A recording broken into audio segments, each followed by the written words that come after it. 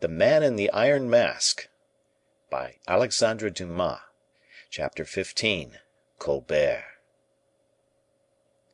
History will tell us, or rather history has told us, of the various events of the following day, of the splendid fetes given by the surintendant to his sovereign. Nothing but amusement and delight was allowed to prevail throughout the whole of the following day. There was a promenade, a banquet, a comedy to be acted, and a comedy, too, in which, to his great amazement, Porthos recognized M. Coquelin de Voliere as one of the actors in the piece called Les Facheux. Full of preoccupation, however, from the scene of the previous evening, and hardly recovered from the effects of the poison which Colbert had then administered to him, the king, during the whole of the day, so brilliant in its effects, so full of unexpected and startling novelties, in which all the wonders of the Arabian Nights' entertainments seemed to be reproduced for his especial amusement, the king, we say, showed himself cold, reserved, and taciturn. Nothing could smooth the frowns upon his face. Every one who observed him noticed that a deep feeling of resentment, of remote origin, increased by slow degrees, as the source becomes a river, thanks to the thousand threads of water that increase its body, was keenly alive in the depths of the king's heart. Towards the middle of the day only did he begin to resume a little serenity of manner, and by that time he had, in all probability, made up his mind. Aramis, who followed him step by step in his thoughts, as in his walk, concluded that the event he was expecting would not be long before it was announced. This time Colbert seemed to walk in concert with the bishop of Vannes, and had he received for every annoyance which he inflicted on the king a word of direction from Aramis, he could not have done better. During the whole of the day the king, who, in all probability, wished to free himself from some of the thoughts which disturbed his mind, seemed to seek La Valliere's society as actively as he seemed to show his anxiety to flee that of M. Colbert or M. Fouquet. The evening came. The king had expressed a wish not to walk in the park until after cards in the evening. In the interval between supper and the promenade, cards and dice were introduced. The king won 1,000 pistoles, and, having won them, put them in his pocket, and then rose, saying, "And now, gentlemen, to the park." He found the ladies of the court were already there. The king, we have before observed, had won 1,000 pistoles, and had put them in his pocket; but M. Fouquet had somehow contrived to lose 10,000, so that among the courtiers there was still left 190,000 francs profit to divide. A circumstance which made the countenances of the courtiers and the officers of the king's household the most joyous countenances in the world. It was not the same, however, with the king's face, for, notwithstanding his success at play, to which he was by no means insensible, there still remained a slight shade of dissatisfaction. Colbert was waiting for or upon him at the corner of one of the avenues. He was most probably waiting there in consequence of a rendezvous which had been given him by the king, as Louis XIV., who had avoided him, or who had seemed to avoid him, suddenly made him a sign, and they then struck into the depths of the park together. But La Valliere, too, had observed the king's gloomy aspect and kindling glances. She had remarked this, and as nothing which lay hidden or smoldering in his heart was hidden from the gaze of her affection, she understood that this repressed wrath menaced someone. She prepared to withstand the current of his vengeance, and intercede like an angel of mercy. Overcome by sadness, nervously agitated, deeply distressed at having been so long separated from her lover, disturbed at the sight of the emotion she had divined, she accordingly presented herself to the king with an embarrassed aspect, which in his then disposition of mind the king interpreted unfavorably. Then, as they were alone, nearly alone, inasmuch as Colbert, as soon as he perceived the young girl approaching, had stopped and drawn back a dozen paces, the king advanced towards La Valliere and took her by the hand. "Mademoiselle," he said to her, "should I be guilty of an indiscretion if I were to inquire if you were indisposed? for you seem to breathe as if you were oppressed by some secret cause of uneasiness, and your eyes are filled with tears." "Oh, sire, if I be indeed so, and if my eyes are indeed full of tears, I am sorrowful only at the sadness which seems to oppress your majesty." "My sadness? You are mistaken, mademoiselle. No, it is not sadness I experience." "What is it, then, sire?" "Humiliation." "Humiliation! Oh, sire, what a word for you to use!" "I mean, mademoiselle, that wherever I may happen to be, no one else ought to be the master. Well, then, look round you on every side, and judge whether I am not eclipsed, I, the king of France, before the monarch of these wide domains. Oh," he continued, clenching his hands and teeth, "when I think that this king—" "Well, sire?" said Louise, terrified. "That this king is a faithless, unworthy servant, who grows proud and self sufficient upon the strength of property that belongs to me, and which he has stolen; and therefore I am about to change this impudent minister's fete into sorrow and mourning, of which the nymph of Vaux, as the poets say, shall not soon lose the remembrance." "Oh, your majesty!" "Well, mademoiselle, are you about to take M. Fouquet's part?" said Louis, impatiently. "No, sire; I will only ask whether you are well informed. Your majesty has more than once learned the value of accusations made at court." Louis XIV. Made a sign for Colbert to approach. "Speak, Monsieur Colbert," said the young prince, "for I almost believe that Mademoiselle de la Valliere has need of your assistance before she can put any faith in the king's word. Tell mademoiselle what M. Fouquet has done, and you, mademoiselle, will perhaps have the kindness to listen. It will not be long." Why did Louis XIV. Insist upon it in such a manner? A very simple reason. His heart was not at rest, his mind was not thoroughly convinced.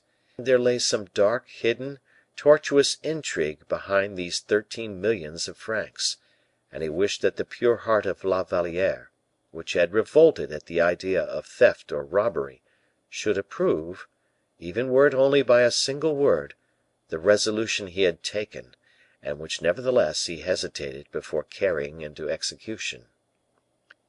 "Speak, monsieur," said La Valliere to Colbert, who had advanced. "Speak, since the king wishes me to listen to you. Tell me, what is the crime with which M. Fouquet is charged?" "Oh, not very heinous, mademoiselle," he returned; "a mere abuse of confidence." "Speak, speak, Colbert, and when you have related it, leave us, and go and inform M. d'Artagnan that I have certain orders to give him." "Monsieur d'Artagnan, sire!" exclaimed La Valliere; "but why send for Monsieur d'Artagnan? I entreat you to tell me." "Pardieu! in order to arrest this haughty, arrogant Titan, who, true to his menace, threatens to scale my heaven."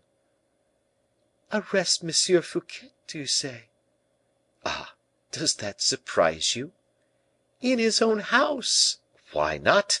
If he be guilty, he is as guilty in his own house as anywhere else." "M. Fouquet, who at this moment is ruining himself for his sovereign." "In plain truth, mademoiselle, it seems as if you were defending this traitor." Colbert began to chuckle silently. The king turned round at the sound of this suppressed mirth. "Sire," said La Valliere, "it is not M. Fouquet I am defending, it is yourself." "Me! You are defending me!" "Sire, you would dishonor yourself if you were to give such an order." "Dishonor myself!" murmured the king, turning pale with anger. "In plain truth, mademoiselle, you show a strange persistence in what you say." "If I do, sire, my only motive is that of serving your majesty," replied the noble hearted girl. "For that I would risk, I would sacrifice my very life without the least reserve." Colbert seemed inclined to grumble and complain. La Valliere, that timid, gentle lamb, turned round upon him, and with a glance like lightning imposed silence upon him. "Monsieur," she said, "when the king acts well, whether, in doing so, he does either myself or those who belong to me an injury, I have nothing to say; but were the king to confer a benefit either upon me or mine, and if he acted badly, I should tell him so." "But it appears to me, mademoiselle," Colbert ventured to say, "that I too love the king." "Yes, monseigneur, we both love him, but each in a different manner," replied La Valliere, with such an accent that the heart of the young king was powerfully affected by it. "I love him so deeply that the whole world is aware of it, so purely that the king himself does not doubt my affection. He is my king and my master. I am the least of all his servants. But whoso touches his honor assails my life. Therefore, I repeat, that they dishonor the king who advise him to arrest M. Fouquet under his own roof." Colbert hung down his head, for he felt that the king had abandoned him. However, as he bent his head, he murmured, "Mademoiselle, I have only one word to say."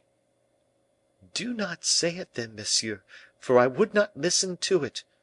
Besides, what could you have to tell me? That M. Fouquet has been guilty of certain crimes? I believe he has, because the king has said so; and from the moment the king said, 'I think so,' I have no occasion for other lips to say, 'I affirm it.' But were M. Fouquet the vilest of men, I should say aloud, 'M. Fouquet's person is sacred to the king, because he is the guest of M. Fouquet.' Were his house a den of thieves, were Vaux a cave of coiners or robbers, his home is sacred, his palace is inviolable, since his wife is living in it, and that is an asylum which even executioners would not dare to violate." La Valliere paused and was silent. In spite of himself, the king could not but admire her; he was overpowered by the passionate energy of her voice, by the nobleness of the cause she advocated. Colbert yielded, overcome by the inequality of the struggle. At last the king breathed again more freely, shook his head, and held out his hand to La Valliere. "Mademoiselle," he said, gently, "why do you decide against me? Do you know what this wretched fellow will do, if I give him time to breathe again?" "Is he not a prey which will be always within your grasp?" "Should he escape and take to flight?" exclaimed Colbert. "Well, monsieur, it will always remain on record, to the king's eternal honor, that he allowed M. Fouquet to flee; and the more guilty he may have been, the greater will the king's honor and glory appear, compared with such unnecessary misery and shame." Louis kissed La Valliere's hand as he knelt before her. "I am lost," thought Colbert. Then suddenly his face brightened up again. "Oh, no, no! Ah, old fox, not yet!" he said to himself. And while the king, protected from observation by the thick covert of an enormous lime, pressed La Valliere to his breast with all the ardor of ineffable affection, Colbert tranquilly fumbled among the papers in his pocket book, and drew out of it a paper folded in the form of a letter, somewhat yellow, perhaps, but one that must have been most precious, since the intendant smiled as he looked at it. He then bent a look full of hatred upon the charming group which the young girl and the king formed together, a group revealed but for a moment, as the light of the approaching torches shone upon it. Louis noticed the light reflected upon La Valliere's white dress. "Leave me, Louise," he said, "for some one is coming." "Mademoiselle, mademoiselle, some one is coming," cried Colbert to expedite the young girl's departure. Louise disappeared rapidly among the trees; and then, as the king, who had been on his knees before the young girl, was rising from his humble posture, Colbert exclaimed, "Ah! Mademoiselle de la Valliere has let something fall." "What is it?" inquired the king. "A paper a letter something white. Look there, sire." The king stooped down immediately and picked up the letter, crumpling it in his hand as he did so, and at the same moment the torches arrived, inundating the blackness of the scene with a flood of light as bright as day. Chapter